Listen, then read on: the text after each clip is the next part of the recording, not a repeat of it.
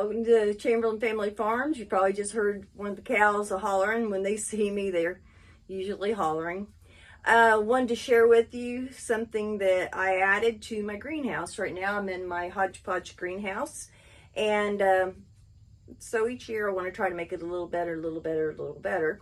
So I invested in some grow lights. Now you're probably thinking, oh, big deal, grow lights. Well, it's kind of a big deal for me because I've never used grow lights before. So I don't know the big ins and outs of them, and haven't done a lot of research into it, but I know that I want to extend my growing season. So I did invest in some grow lights for my greenhouse. So we're going to see how it works. Okay, so I got my grow lights hung up, hung them from the rafters.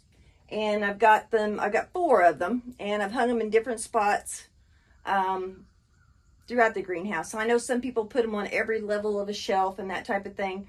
Well, they will help out my top shelves, not maybe so much the bottom shelves, but they should be helpful. So let's check it out and see if it's going to work. Yay. Yep. I noticed since these are LED lights, that they have red lights in them, I guess, to help with it. And this particular one came with a timer, so I don't have to be out here all the time to flip it on and flip it off. And that's going to be helpful.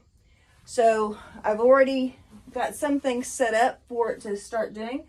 I transplanted some of the strawberries into pots so that we'll have those for next season. And then I've got some of our other things still up on the top shelves. So got the grow lights hanging from there, and it's also going to give light in here into the greenhouse. So looking forward to playing with that. One thing that I'm hoping that these grow lights are going to help out is in this barrel right here. In this barrel, my son had made this a few years back, and I think he talked about that in one of the videos. But he made this, and it has these little pockets kind of going down around the side there. And I decided I was going to stick it out here in the greenhouse. And I have planted some lettuce and some spinach and things like that there, and some stuff around the top. And hopefully I'm going to have a longer growing season for that. I planted lettuce early this year, but then when they had to dig the electric lines, it kind of went right through where my lettuce was planted, and I never got any replanted.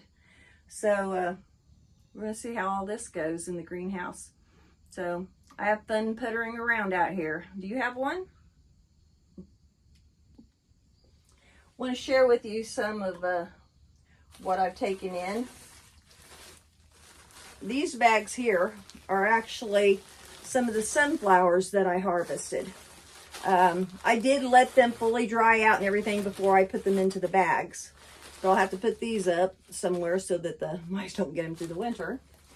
I also did take some of my marigold seeds, did the same thing. And then I've got some other seeds out here drying. And I remember it's a flower seed. I just don't remember which flower. But this is the time of the year to be collecting those seeds and, you know, letting them dry out naturally and getting them ready for next year. Well, let's go ahead to the rest of the farm and see what else is going on around here today. All right. All right, so these peppers here are called habanadas. Not habaneros, but habanadas. And we had a viewer, Jody Fessler, that sent us some of these seeds last year when she saw Wyatt try a hot pepper, and she thought, well, he might like these a little bit better. So they really have multiplied big time. They start out green and then they turn orange. So we're going to give it a try. Okay, so Wyatt, why don't you find one of the dark orange ones there, up there, and pick it. Okay, stand up and face the camera. And are you ready to try this? Can I just do this, Gabby? Just take a bite of it and try it. Remember last time you did one of those, it was really hot, right? Bite into it. Chew, chew. Is it real hot? No. But you're not really a pepper eater though, are you? No. But it's not hot, so that's a plus, right? Okay. Hey guys, so we're out the barn and we are finally getting electric out here at the barn. So see, we got an outside outlet and that's what's going to help keep this thing from freezing over this year, guys.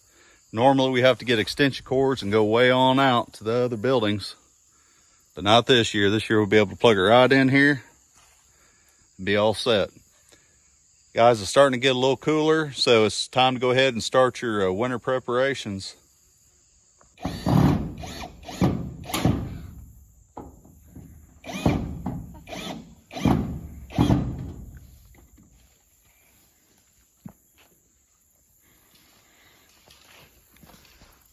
Alright, so Dad's got the electric going from the garage out to here. He's got several strands of wire coming through. Got it hooked up to the greenhouse. Got it ran going into here.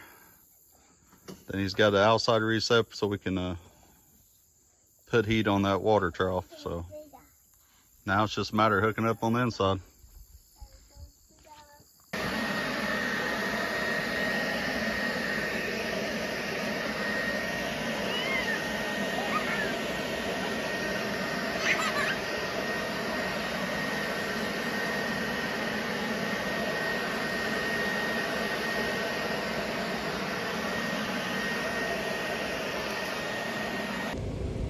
Well, the leaves are really starting to drop and my front yard was covered with them.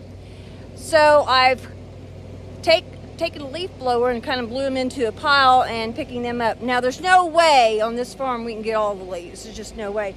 But I wanted to take advantage of leaf pile and compost it.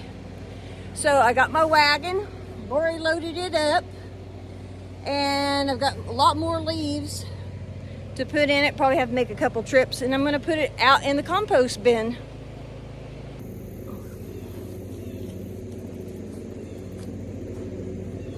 So don't tell my son, but I'm going to cheat a little bit. I'm going to move my compost bin, put the leaves down, and then put it back over.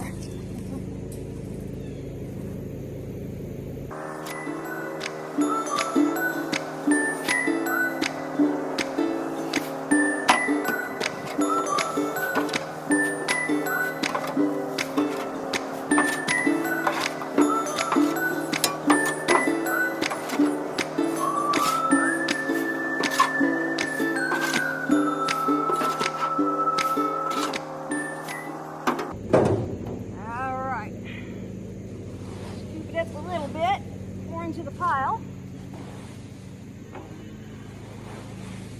There we go.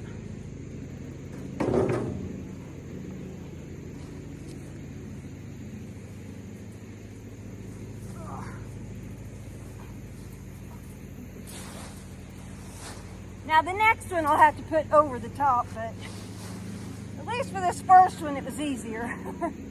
So, started composting leaves. This will all break down over the winter and be ready to spread on the garden, giving it extra nutrients.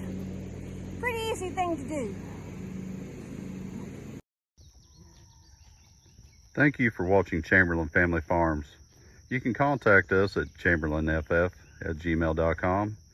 You can also see us on Facebook, Chamberlain Family Farms. We hope you enjoy. Please like and subscribe.